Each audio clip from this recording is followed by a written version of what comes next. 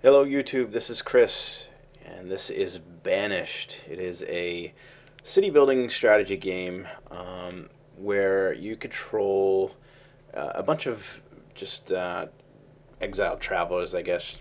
From the name Banished, you could tell they were thrown from somewhere. But it's a city building game, and it's really good. I like it a lot.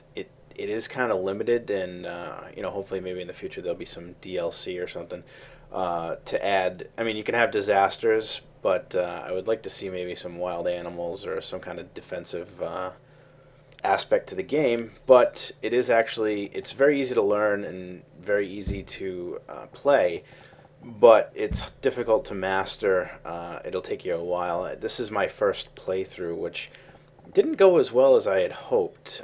You know what happened is I expanded too quickly, and I just didn't have the workforce to fulfill all the roles that I needed in order to keep that town going.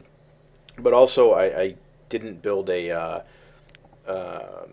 herbalist early enough, and they keep the population healthy, so that they're important. They're a linchpin, a linchpin structure. It's just as important as having food and materials like wood, stone, and iron. But you can get away with maybe the first 20 minutes or so, depending on what your game speed is at. If you set it for times 10 game speed, probably the first 20 minutes. After that, you're going to want to start trying to pay attention to the health and the happiness of your town and your citizens. As you can see, the graphics are really nice. Everything's rendered very, very smoothly, and this is not at This is not at 1080. I believe this will be at 720 when it comes out.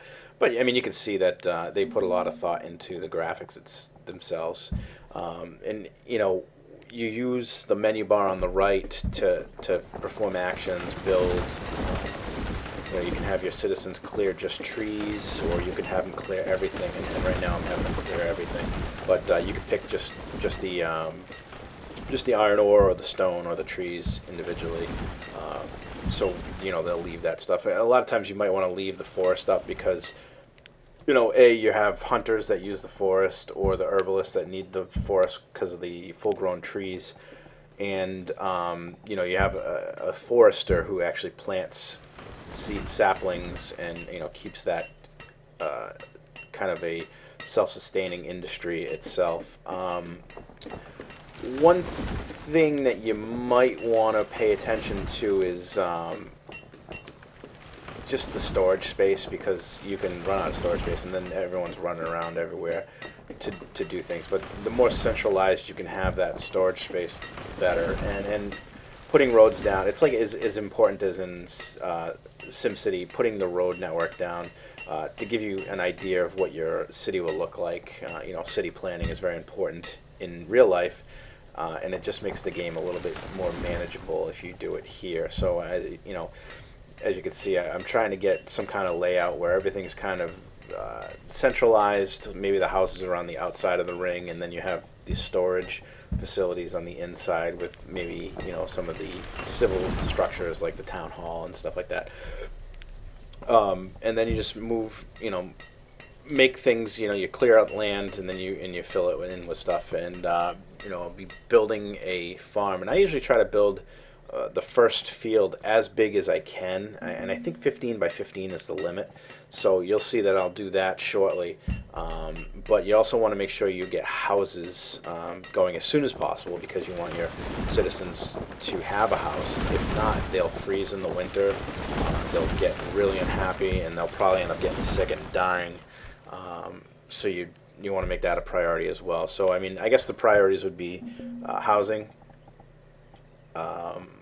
food, and fisheries. Are actually, the fisherman's wharf is probably one of the most important in the early game, as well as the as a field, but the field can only be done during the, planted in the spring, harvested in the fall. So if you don't get a good harvest, and I don't think it is any weather dependent here. I think it's just, they plant and they harvest. As long as you have enough farmers to work it, then yeah, they'll bring in a lot of food, especially in a field that big. But the fishermen can actually work all year round, whereas the farmers can only work like two seasons out of the year. And you want to divide your workforce as you see fit, but you want to try to keep it. You want to make sure that there's enough food for the winter, and you want to make sure that there's enough firewood for the winter as well. You don't need a blacksmith or a tailor right away, but as soon as you can get them, it is advised, because the tailors will make clothing which will keep your inhabitants warmer, and you need the fire. You need the forester. Is it the forester? Well, whoever cuts the they take the trees or logs from the stockade, and then they'll turn them into firewood. So you want to have a good supply of firewood over the winter as well, or else people will get cold, freeze, die, sick, whatever. Once you get to the point where you have all of the necessary structures, or all the structures, other than maybe the mine and the quarry, that's when I find that the game maybe not be in depth enough for some people, where if you get that far and you have a birth rate that's high and a death rate that maybe is low but probably balanced, there's really doesn't seem to be a lot more to do. And if you have disasters turned on, which in this town I didn't know how bad it would be. And this being, I did like one or two of the tutorials before I played this, but I'm kind of one of those people that likes to dive right in, and sink or swim. You learn that way. But in this case, like I said, I didn't have the herbalist in early enough, and actually I don't even know if I ended up building it. And I was doing other things. I play EVE Online a lot, so I was had this running in the background while I was doing stuff in EVE, and then jumping back and forth between. So I would flip over, and I'd have lost like 3 or 4 people, and then you could tell when you look at the stats that the heart, which is the health, is way down. It was like 1.5 or 1, and then it went to half, and I had lost just about everyone, and I overexpanded. I had a quarry that I didn't need, and I had a bunch of other buildings, other civil buildings, so it was just my city was killed off before it really died. So I ended up stopping and doing something else. But I'll just run through this real quick and show you where I made my mistakes, and hopefully you stay long enough and you'll see my next video, which is the rebirth, and I actually did a lot better, and I have a high birth rate, and the death rate's not bad. It's just people getting old. They're not starving or dying from disease, but it's a little bit better, and I didn't expand as fast. So that is key. Just make sure you don't overexpand past your ability to keep things safe and happy. I'm just looking at the housing right now. I had built the stone houses because they keep people warmer in winter, but thinking back now, I don't think it's worth it. I think the wood houses can contain more people, and they're less expensive in resources to build. So I would not suggest doing the stone housing until maybe end game or mid game, depending on how many people you have in your area and the resources that you're pulling in. Because stone really is probably the hardest resource, or the fastest one to go, and because you're kind of separated by rivers from other parts of the map, if you don't set up bridges early, which I do suggest, if you don't set them up early enough, then you might not have enough stone to make them, and then you are either you build a quarry, which takes a lot to run, or you're kind of stuck and you might not have enough material to build a quarry if you wait too long. So I would suggest, and looking back, and I didn't do it in the beginning of my next video, but I have considered it now, and I actually set up some other bridges. But yeah, set up bridges across these rivers where you can, when you can. That way you leave yourself the ability to go into the other parts of the map in order to pull the stone. And this is just a small map. You have, I think there's 3 different size maps. This is just a small one, so there's not a lot here. And now you can see this has gone into winter, and you'll see orange bubbles on top of either on top of buildings or on top of people, and these are just things that you need to pay attention to. So a lot of times above the people it'll be a house, or it'll be like a snowflake. If it's a snowflake, that means they're cold and freezing. If there's a house there, it means that they haven't moved in, or they don't have a house to move into. Sometimes it takes a little bit for them to decide to live in the house. It's not a bad idea to build extra houses, because a lot of times, and I haven't read this, but it seems like it's mostly family oriented. So if you have 4 families and you have 3 houses, they might not move into the other houses or separate. So it'll be better to have another house. And I think that also has some bearing on the birth rate. If these people have space available, they're probably more likely to have children, and then the houses will fill up faster. So on this game, like I said, on this run through, I didn't have any success. I didn't really know what I was doing. I learned a lot from this, which I put into the next video. But again, here's the winter, so I'll just go through, and I pull people off the farms because they're not planting in the winter, but you just make sure in the spring that you actually put them back on the farm in order to plant the crops, or else you're going to be a whole year without crops. So that is very important.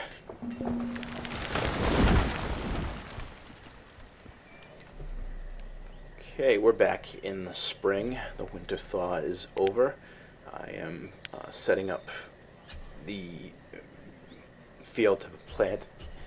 Once you do it once, you don't have to do it again, but I was just checking. I don't know, I must have clicked it or turned it off or switched something. But they'll start planting automatically as long as you got farmers, and once they harvest that crop in the autumn or fall, if you're from the States, I guess, then they'll put it in the barn, and hopefully you have enough in the barn. I ended up with fields that big and the population kind of not huge. It was probably 25 at this point. If you have plenty of food, and then when you have the fisherman's wharf down there, they pull a lot of fish in. And then there's also the hunting lodge, which they get deer or venison. And then there's also a gatherer, which I don't know if I've set up yet. That gets they go around getting mushrooms and wild onions and stuff like that. So there is plenty of opportunity to get food in. So that's probably one of your lesser worries. But before you get once you go through a couple seasons with a big farm like that, then you're all set. But maybe the first winter is not so good, and you have to wait till the following fall. So you kind of go 2 seasons could go 2 seasons without enough food. But if you have a gatherer and you have the hunter and you have the fisherman, the field, it won't kill you. I did have one guy starve in my other game in the beginning because I just couldn't set up the farm fast enough, and that's unfortunate, but it didn't ruin the game for me. So we'll just fart around here and go to the next, go through the seasons. Okay, and here we are at the next winter, and I got a few houses there. I've got the guy that chops the wood for the firewood. We've got the fisherman. We've got the field. We've got the hunter up the top. I believe right now we're building. Could be the gatherer's hut. I'm not sure. It's been a while since I remember this game. I mean, It's only been a couple days, but I've played a couple in between, so I'm not sure what I did. And yeah, I think that's the Gatherer's Hut. Now, as you can see, there's a yellow ring around that the center, with the epicenter of the building. So what that is that's the range that the facility actually covers.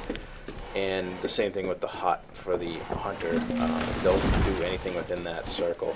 So I think with those particular things, the Gatherer's Hut, the herbalist, the hunting lodge, those are probably best. They need to be in a wooded area, but those are probably best to put next to the forester, the guy that plants the trees and harvests them, because it doesn't take long for anything in that circle for the forester's hut.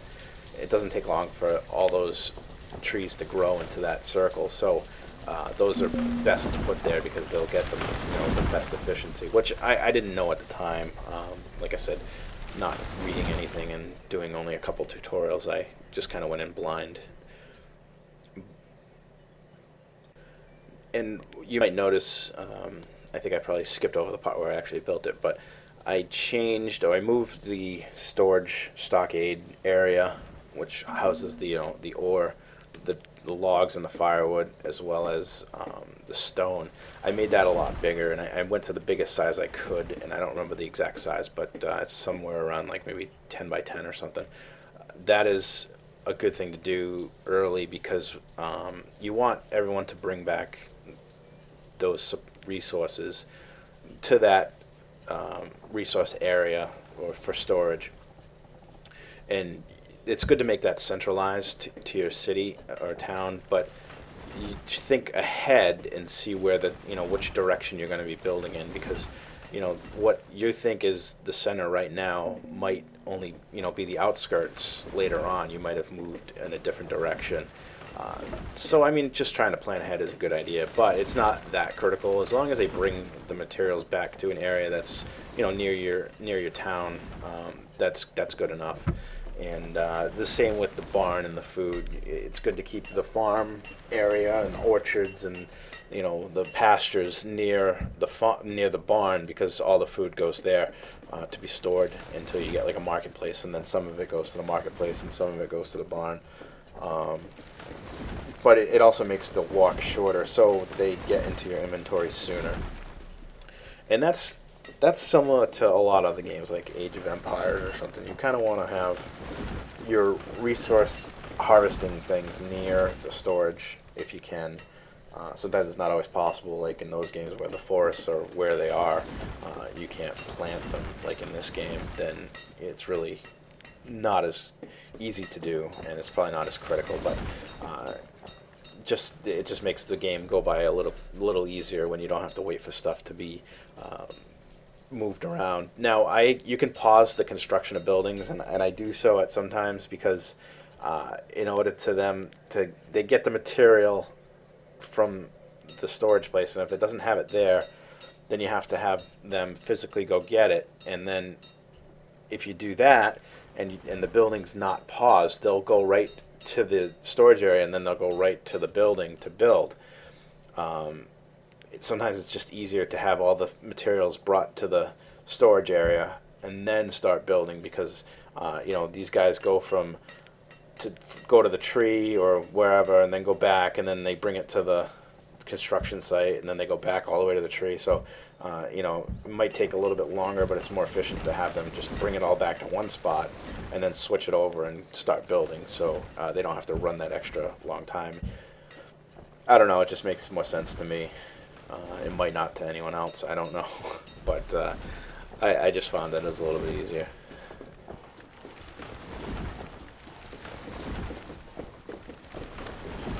Alright, so with that field, I've actually ended up overfilling my barn with foodstuffs, and that also includes the fish, the hunter's lodge that gets the venison, and the gatherer that picks up all sorts of random stuff throughout the map. So I ended up building a second barn, just to hold that overflow. I don't know what happened. I mean, I know I've seen when the barn is full, then things in the field actually end up staying there. The farmers can't bring it anywhere. So I'm not sure if it goes bad or disappears after a while. I didn't pay attention, but I know it just sits in the field if there's no place for it to go. So I wouldn't wait until maybe, if you're starting to get like 70-80% full and you're kind of staying that way through the winter. You can tell by the winter. That would be the best gauge. If it continues to, if it stays at that level, then you're just making more than enough. You gotta scale back on your production, or you could build a second barn and then store that, and then you can actually skip like 3 or 4 seasons of planting and just go and do other things like harvesting or building or anything like that. Now you see I built a bridge across that little river there because I was running out of stone. Stone, like I said, is the hardest one to get, it seems. And if you look at you look right there on the left, you have the hearts and then the stars.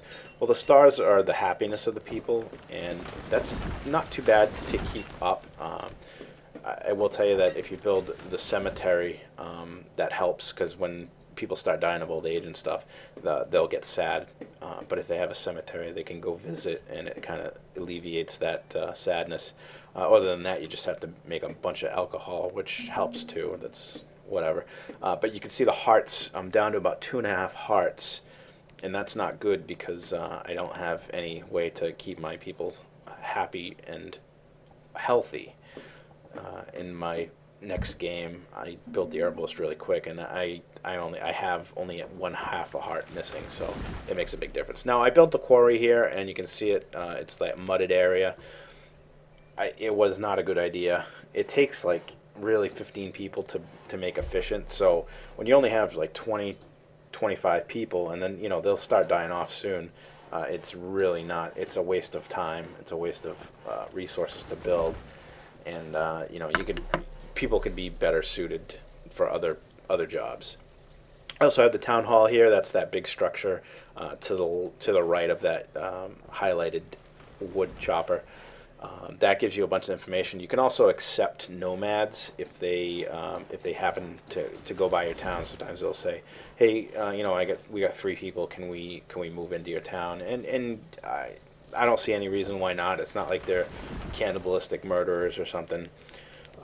So it's fine as long as you have the space and you're not overexerting your resources like food. I mean, if you have literally starving people, taking in nomads might not be the best idea. However, if you can put them right to work, maybe you're running short on farmhands, you can throw them in the as a farmer right away, and maybe pull a miracle and get food.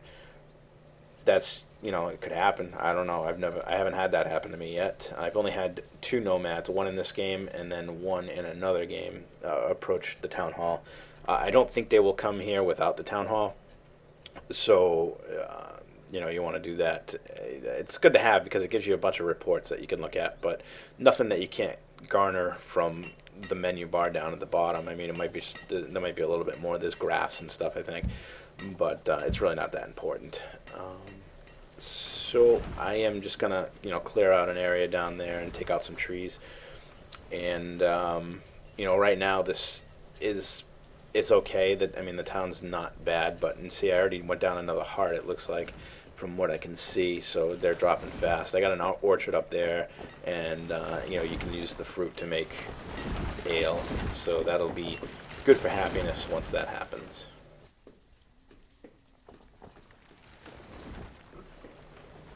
Okay, so at this point I have built a marketplace that's right above the field there. What that does is give you a centralized location for all your citizens to go and grab firewood, food, clothing, stuff like that. Thinking about it now, you could have your fields and your storage facilities away from your population center, and put this market in the population center. And if you have employees, they'll go to the farm, they'll go to the barn, and also the storage or the stockades, and bring material back to the marketplace. So you don't have to put your field in the center of your town, and you might have areas where it's tough to build, and maybe you can sneak in like 2 or 3 fields, but you can't put buildings in because maybe it's on a hill that you can't build on.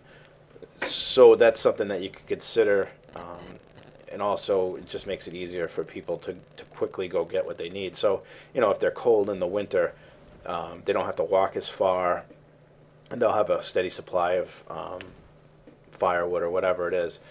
It's just a thought. It's not one I had at the time, and I just happened to put it there. I also, on the right-hand side above the town hall, right on the river, there's a trade depot, or whatever you want to call it. It's a trader's hut. People will come and trade, and you can buy like seeds, different kinds of seeds for food, or animals that you could put into a pasture. The more food types that you have, the less likely your people are to get sick, so they'll remain healthier. Now, if you look at my health meter, the heart, I'm down to about 1 heart now. This is when people start dying off.